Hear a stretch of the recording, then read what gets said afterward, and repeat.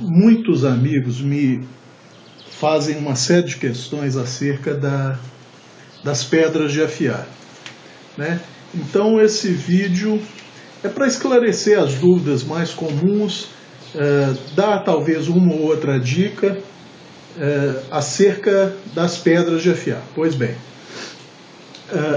aqui na minha esquerda, 3 pedras aparentemente semelhantes, né? 2 são carborundo, da Saint-Gobain, a 108N, né? Que parecem a mesma coisa, mas não são a mesma coisa. Essa pedra aqui, o elemento ligante dela, o bond dela, é muito mais forte do que o dessa daqui. Ou seja, essa pedra libera muito menos partícula. Ela forma muito menos lama durante a afiação do que essa, né? Essa aqui foge um pouco ao padrão das carborundos, até que eu a mantenho guardada mais para parear outras pedras ou pedras mais finas, né? E eu anotei aqui, isso aqui é a anotação original da absorção de água dessas pedras. Ainda bem que eu mantive essa anotação original, porque meu HD fritou e meus dados foram todos embora, né? Então perdi muita coisa, mas isso não vem ao caso. Só para os amigos terem uma ideia, essa pedra aqui, ela pesou seca 425 gramas. Depois de 10 minutos imersa em água, ela pesou 482 gramas, ou seja, perdão, essa daqui, esta. 482 gramas depois de 10 minutos imersa em água, ou seja, ela absorveu 57 gramas de água. Já a de cá, todas foram imersas juntas. A de cá pesou originalmente 428 gramas e depois de 10 minutos de imersão na água, ela absorveu apenas 40 gramas, ou seja, 17 gramas de diferença para a de cá. Ela absorveu quase 50% menos água do que essa daqui, ou seja, os poros dessa são mais abertos, né? E como eu já disse, o bond dessa aqui é a média das carborundos que se acha por aí. Ela tem um desfazimento relativamente fácil ao se afiar uma faca, e é por isso que é extremamente eficiente na afiação. A de cá já não é tão eficiente assim, exatamente por esse motivo. Ela não libera o abrasivo assim que ele foi desgastado, como é o caso da maioria das carborundos da Saint-Gobain, né? Essa daqui, para ela aumentar um pouco a eficiência, eu tenho que deixar uma laminha nela, e ela custa formar essa laminha. Ao contrário da de cá. De cá, quanto mais você remove a lama que se forma nela, mais aumenta a eficiência. Então, às vezes, um amigo está tendo uma dificuldade na afiação, não é a técnica dele que esteja errada, talvez seja uma questão de diferença nas pedras utilizadas. E como eu vou saber isso? Não tem como saber. Só depois que você começar a usar é que você vai saber. É a primeira vez que eu adquiro uma carborundo. Essa aqui já deve ter o quê? Um ano e pouco que eu tenho essa pedra. E foi a primeira carborunda em que aconteceu isso, do bonde dela ser muito forte e ela se desfazer muito pouco a coisa. A média das carborundas é como essa minha aqui. Ela se desfaz relativamente fácil, mas é uma pedra barata. Essa aqui eu comprei, foi no início do ano, e ela está praticamente intacta. E eu afio bastante lâminas, né? E custou aí cerca de R$10 essa aqui.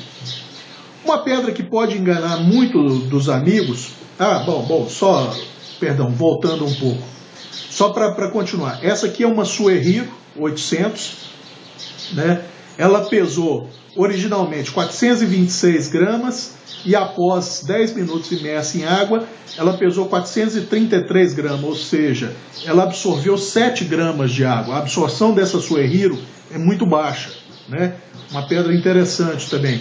Aqui é uma King 1200, que antes da imersão pesou 906 gramas, e após 10 minutos de imersão na água, quando ela parou de soltar as bolinhas de ar, ela pesou 1.056 gramas, o que deu uma absorção de 150 gramas de água. Aqui uma King 6000, né, que antes da imersão pesou 542 gramas e após a imersão 548 gramas. Absorveu 6 gramas, também uma absorção muito baixa de água. Aqui uma pedra natural que eu tenho há décadas, né, ela pesou antes da imersão 414 gramas e após a imersão 420 gramas, ou seja, absorveu 6 gramas de água. Isso é só para mostrar a diferença na densidade, na porosidade e na capacidade de absorção de água de várias pedras. Eu não vou comentar uma série de pedras, por exemplo, como as Shepton's Glass Stone, que praticamente não absorvem água alguma. Você borrifa a água na superfície dela e do jeito que borrifou a água vai ficar, né? E existem N outras pedras naturais e tal, mas como eu não tenho, eu vou me restringir a estas aqui. Então, nós já vimos que a própria Saint-Gobain, a fabricante dessas pedras carborundo dupla face aqui no Brasil, pode ser uma diferença na temperatura, na hora de sinterizar o carbeto de silício, pode ter sido uma diferença no volume ou no tipo do bonde usado. Eu não sei, eu sei que essa daqui saiu diferente da média das carborundos. E como eu sempre disse, a pedra carborundo dupla face da Saint-Gobain é uma das melhores relações custo-benefício para pedra de afiar. É relativamente barata, 10, 12 reais essa 108N, né? Ou 109N, não sei, estou confundindo agora. Mas dá um bom fio, dá um bom desbaste o lado mais grosseiro dela, né? E por falar nisso, a grana, que é uma dúvida de muitos amigos, né? Qual a grana dessas pedras? Em média, porque varia um pouco também, essa daqui tem uma grana um pouco mais fina. Em média, o lado mais grosso ou mais grosseiro da carborundo tem uma grana aí em torno de 180, né? Que equivaleria mais ou menos a uma lixa d'água 90 ou 100. E o lado fino dela teria uma grana aí mais ou menos em torno de 360, que equivaleria mais ou menos a uma lixa d'água 160, 180, né? Essa aqui é uma pedra que muita gente confunde com carborundo. Ela parece uma carborundo, né? Essa aqui eu posso afirmar com 100% de certeza que é uma chinesa, porque eu comprei num armarinho aqui na minha cidade. Custou 5 reais essa pedra, tá? Ela é óxido de alumínio, é uma coisa que muita gente confunde. E por que eu estou frisando isso? Porque a efetividade do carbeto de silício em comparação com o óxido de alumínio é muito maior a do carbeto de silício, ou seja, carborundo, para fazer desbaste e polimento do que o óxido de alumínio. Porque ele forma vários cristais um pouco diferentes, com o mesmo óxido de alumínio, que apresentam características um pouco diferentes, e a dureza é uma delas. Essa pedra aqui, ela tem um detalhe bem interessante.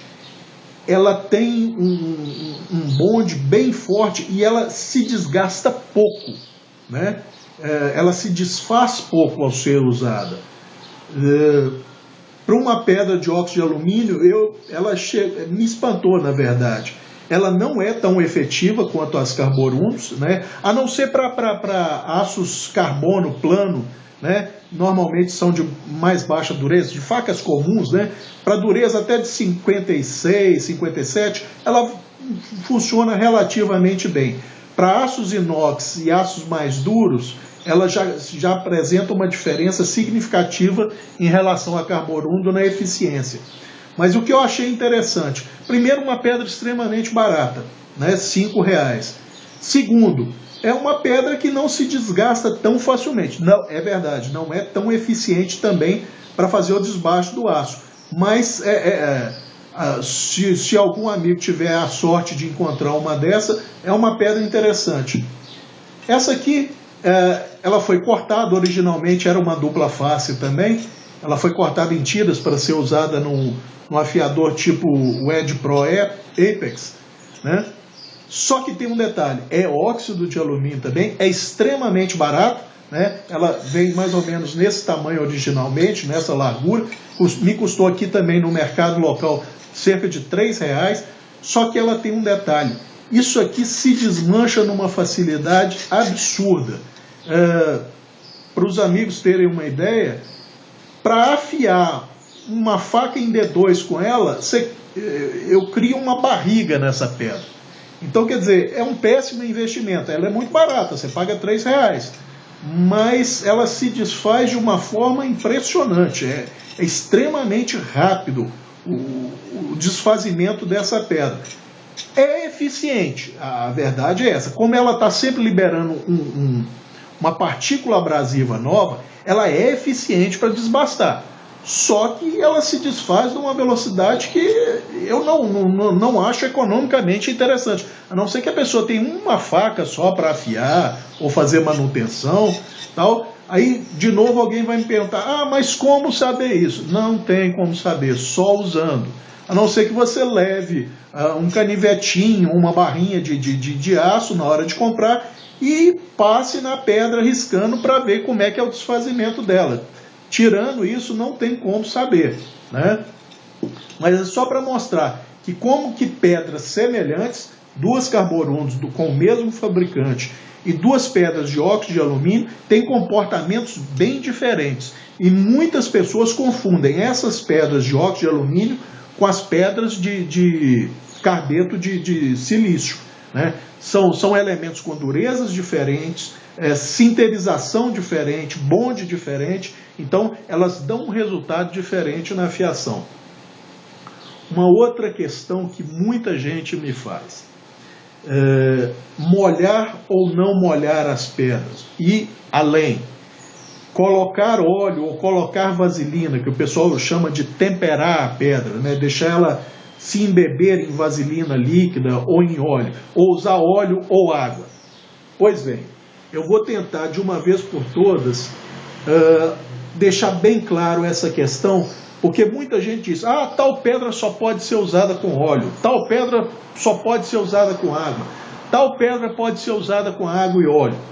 Pois muito bem, vamos esclarecer de uma vez por todas essa questão de óleo em pedras. As mais conhecidas de quem é mais atento na questão de afiação são as chamadas oil stones americanas, né? Que são a formação rochosa de washita, né? Que todo mundo diz, só podem ser usadas com óleo. E a carborundo, que existem pessoas que recomendam você derreter a vaselina ou já usar a vaselina líquida aquecida, colocá-la em imersão nessa vaselina até ela se saturar de vaselina e depois só borrifa a água por cima e usa. E outra questão, por que não usar seca também? Então vamos lá, vamos explicar primeiro a questão do óleo. Por quê? Na verdade, não é que a pedra washita seja específica para óleo. O que ocorre é que onde essa questão de afiação e de lâminas é mais adiantada do que em nosso país, ou pelo menos tem mais tradição do que o nosso país, são países do norte, né? Como Estados Unidos, Europa de modo geral. O que esses países têm de característico? Eles têm as 4 estações do ano bem definidas.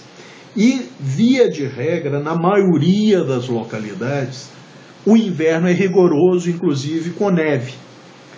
Então, existe uma coisa que é muito bem conhecida em física, e qualquer um pode atestar isso. A água, quando congela, ela aumenta de volume. Isso você pode ver na sua casa quando você coloca a água para fazer uma forminha de gelo. Quando o gelo está pronto, ele tem um volume maior do que o limite da água que você colocou na forminha. Por quê? Porque a água, quando congela, ela aumenta quase 10% o volume. Então, por que o pessoal no norte usa óleo nas pedras? Muito simples, porque no inverno, se eles molharem essas pedras com água, ou se essas pedras estiverem embebidas com água, a água vai congelar, vai dilatar, e o que vai acontecer com as pedras? Vai trincar, vai rachar e vai quebrar. Então é uma questão prática, não é que a pedra, o mineral dela necessite de óleo em vez de água, não é isso. É que nesses países usa-se o óleo exatamente porque o ponto de congelamento do óleo é mais baixo do que da água e ele não sofre toda essa expansão. Então as pedras não correm o risco de fraturarem sozinhas, de criarem fissuras. É só por isso.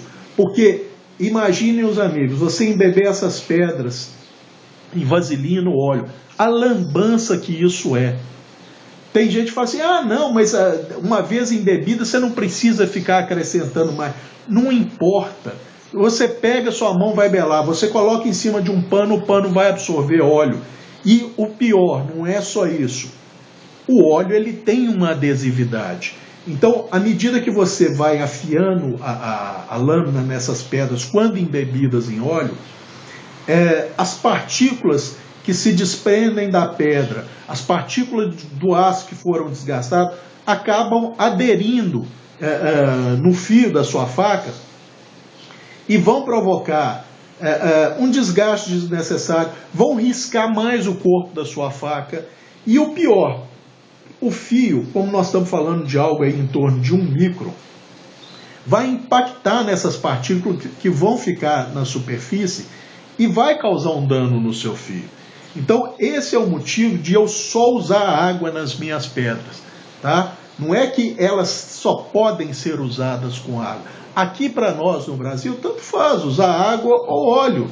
Ambos vão funcionar como lubrificantes. A água, no meu ponto de vista, é mais eficiente para roubar calor da lâmina. Porque é uma outra questão frequente. Eu posso usar essas pedras a seco? Pode, desde que faça a afiação numa velocidade baixa, de modo que a temperatura não suba rapidamente no fio.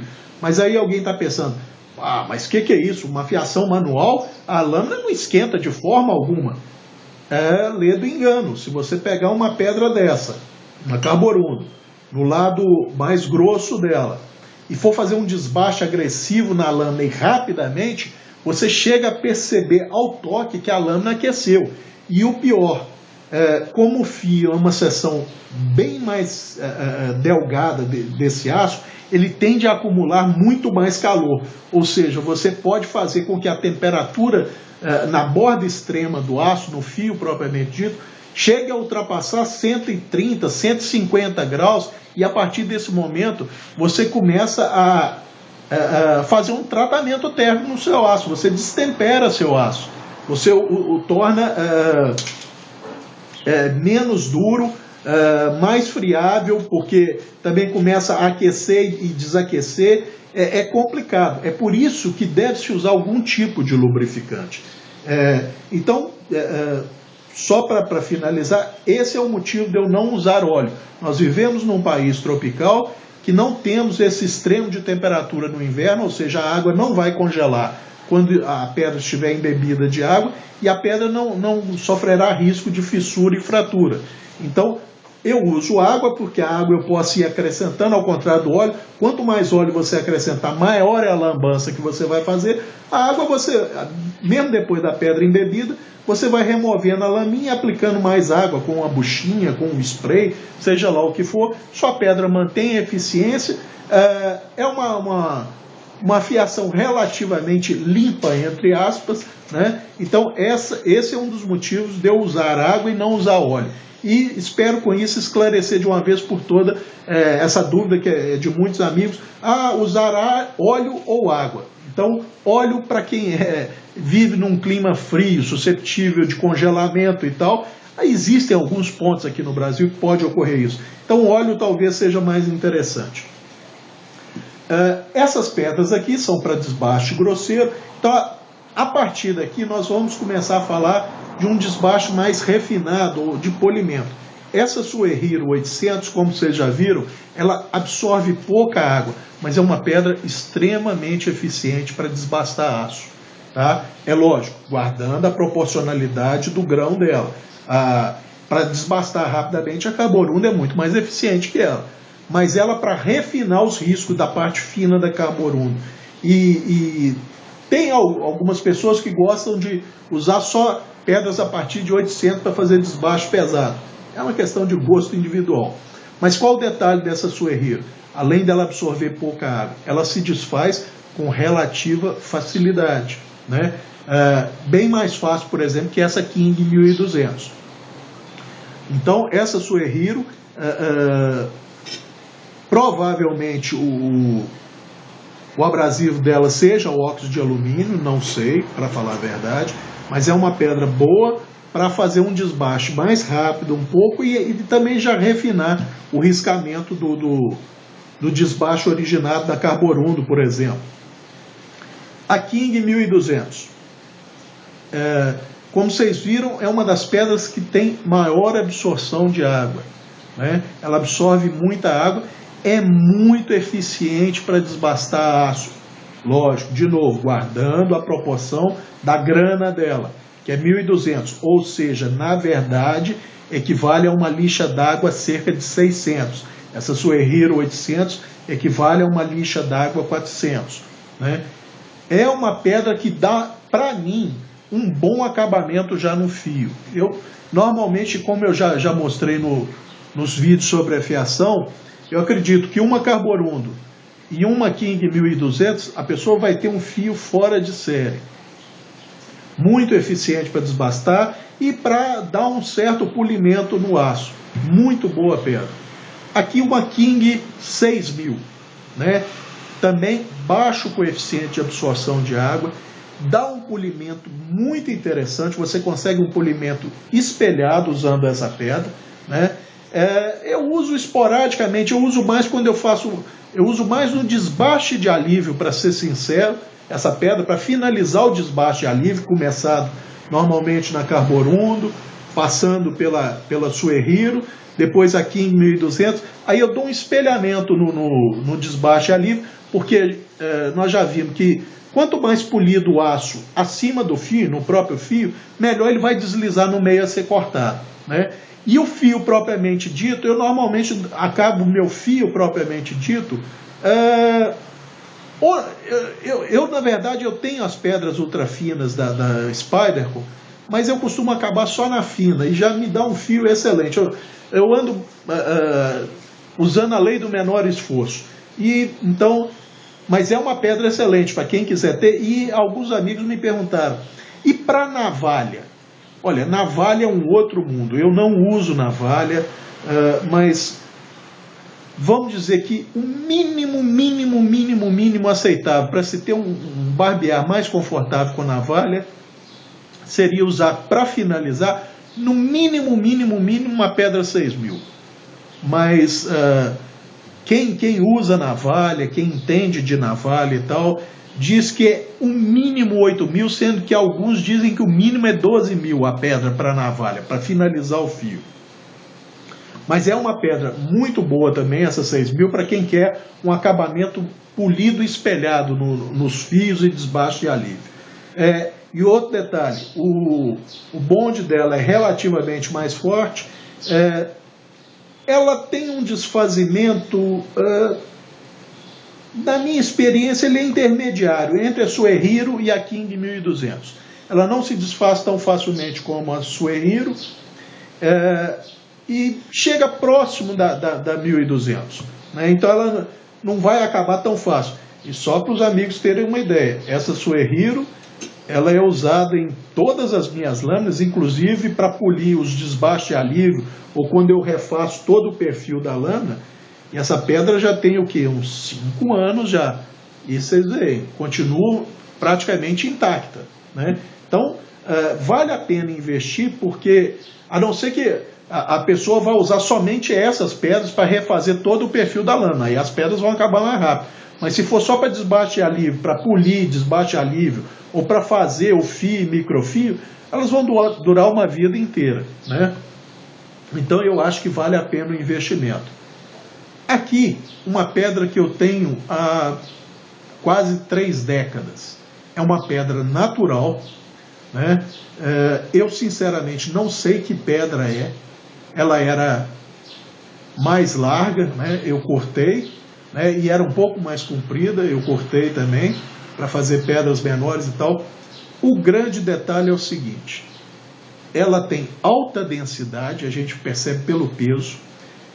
Os poros são bem fechados, a gente viu pela absorção de água dela, que é muito baixa. E ela dá um polimento semelhante a essa King 6000. É uma pedra fora de série e praticamente não se desgasta. O coeficiente de desgaste dessa pedra é muito baixo. É lógico, eu estou falando aqui numa afiação sem colocar pressão. Isso vale para todas as pedras, tá? Então, essa pedra eu sinceramente não sei qual mineral é. Eu sei que é uma pedra natural, tá? E dá um polimento. Eu costumava usar essa pedra no consultório, somente para os meus instrumentais, porque na época eu não tinha essas pedras japonesas sintéticas, só usava a carborundo e levava muito tempo, porque você sair de uma carborundo, o lado fino de uma carborundo, para passar por uma pedra dessa, você leva muito tempo para suavizar os riscos, né? Porque apesar dessa pedra ser eficiente, o coeficiente de corte dela, a velocidade é mais lento. E como ela já corta polindo, então você demora muito tempo. Mas é uma pedrinha fora de série. Infelizmente eu não sei qual mineral é esse, né? Essa pedra tem quase 30 anos que eu tenho essa pedra. E para fazer um comentário apenas, a questão de placas diamantadas. Eu vou comentar com mais profundidade essa daqui, que é uma Falkniven DC4, num próximo vídeo que eu vou fazer sobre artefatos portáteis para afiação. Mas só para deixar claro para os amigos que pedras diamantadas, ao contrário da crença comum, não são mais eficientes que uma carborundo para desbastar aço, não. Pelo menos não aço da maioria das lâminas que a gente vê por aí. Uma pedra diamantada, ela tem algumas vantagens? Tem. Por exemplo, ela não forma barriga, né? Uma pedra diamantada não apresenta desgaste de forma a ficar desnivelada. Porém, placas diamantadas ou pedras diamantadas, como o pessoal diz, né? O termo tecnicamente é incorreto, mas é o que é mais usado, elas têm um coeficiente de desgaste dessas partículas de diamante muito baixo. Porém, se a pessoa colocar pressão na lâmina ao usar uma pedra diamantada ou uma placa diamantada, o que vai ocorrer? Como o diamante é extremamente duro, ele vai penetrar na matriz do aço, e aí a matriz do aço vai entrar em contato com a placa de níquel, porque essas placas diamantadas normalmente são diamantes sintéticos incrustados numa placa de níquel. Então a matriz de aço vai começar a desgastar a placa de níquel. E só para os amigos terem uma ideia, imaginem que o meu dedo aqui está incrustado numa placa de níquel.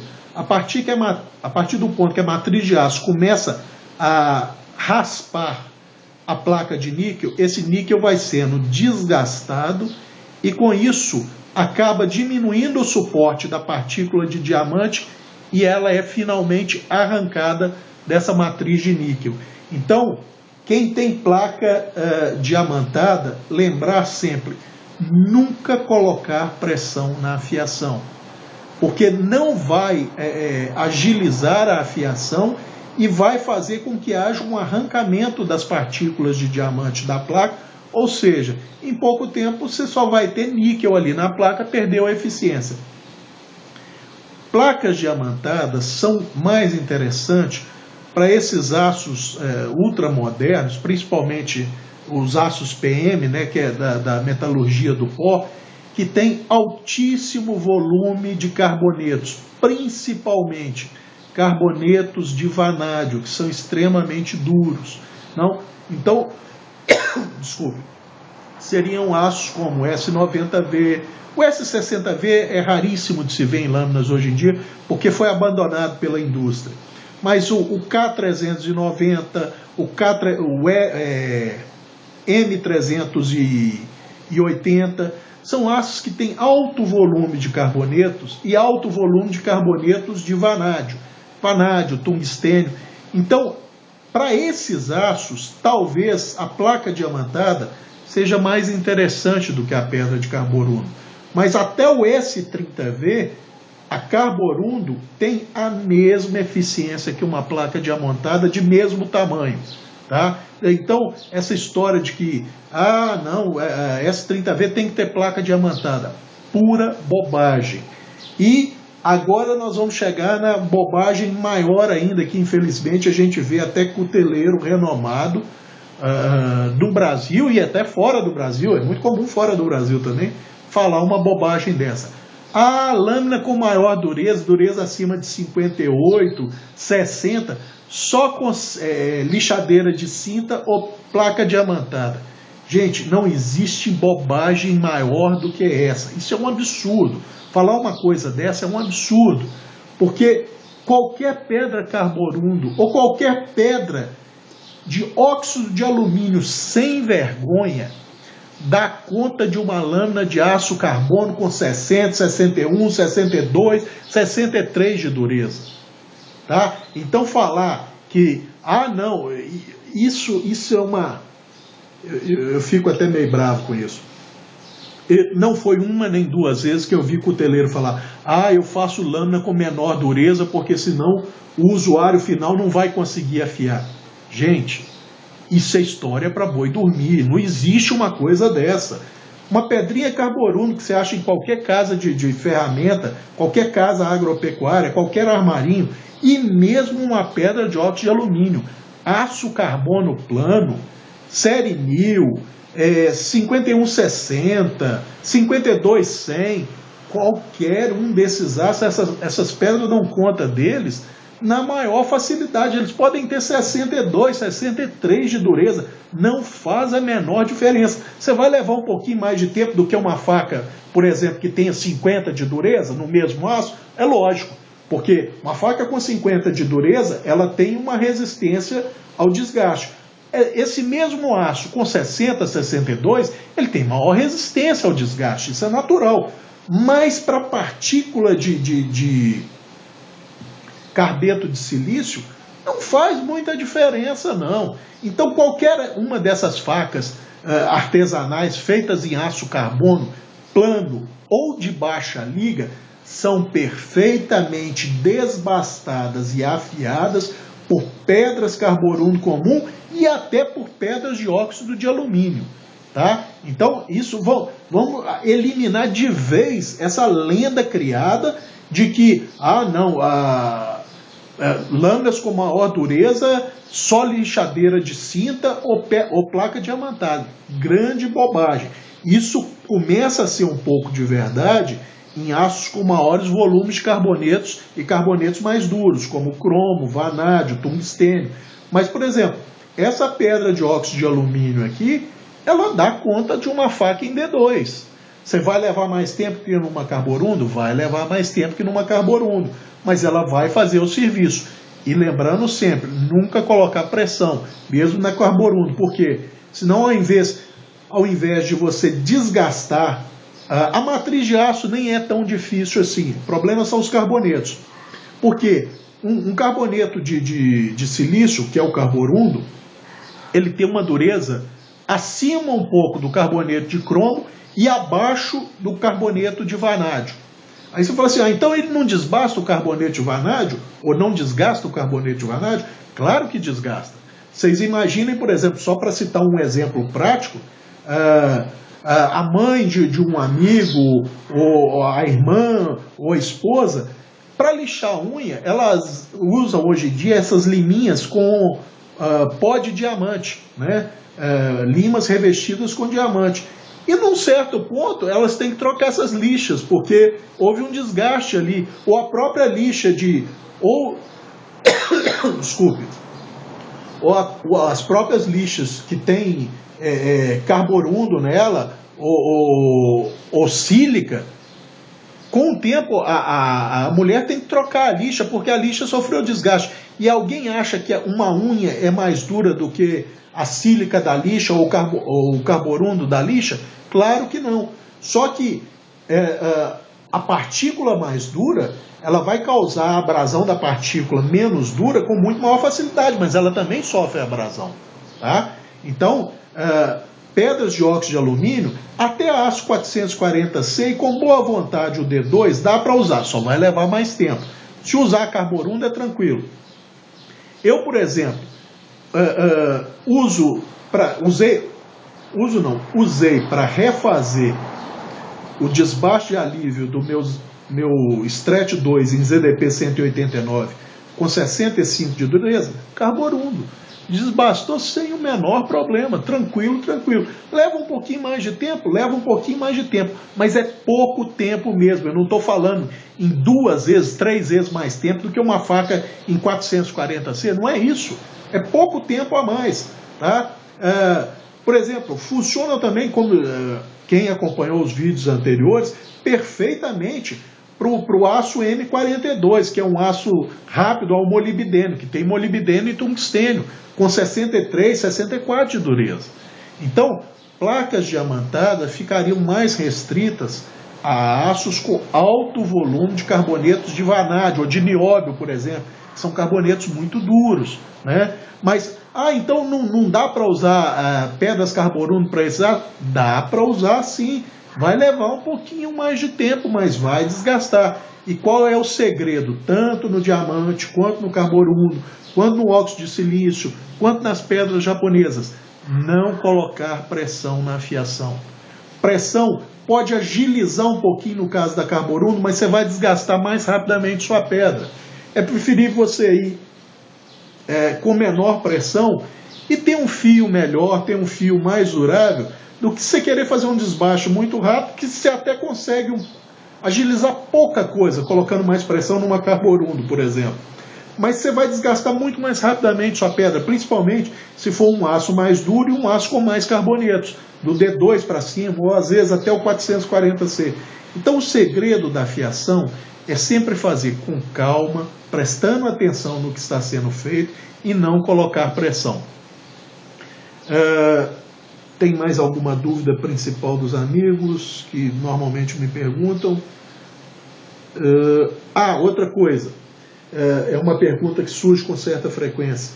Cabral, eu posso sair de uma pedra carborunda e passar direto para uma pedra de grana 6000, por exemplo? Pode, nada te impede. O que vai acontecer? Quando você tem um fio saído direto de uma carborundo para uma pedra 6000, por exemplo, eu estou citando 6000 porque é o que eu tenho, você vai desgastar muito mais sua pedra 6000 para conseguir polir ou para conseguir suavizar o padrão de riscamento que você originou na carborundo, que tem uma grana muito mais grossa, mesmo no lado fino dela. Né? Nós estamos saindo de uma grana aqui de cerca de 160, 180, para uma grana de cerca de 3000 em termos de lixa d'água. Essa é uma pedra japonesa 6000, mas o padrão de riscamento dela equivale a uma lixa d'água 3000, ou seja, dá um polimento espelhado. Né? Então não tem problema? Não tem problema nenhum. O que vai acontecer? Você, se saiu da carborundo direto com uma pedra 6000, você vai levar muito mais tempo para suavizar o padrão de riscamento, ou seja, para conseguir o espelhamento, e vai desgastar muito mais a sua pedra. Né? Então, eu acho que era isso por enquanto. Qualquer dúvida, é só os amigos fazerem uma pergunta aqui no vídeo e a gente procura responder. Era isso por enquanto.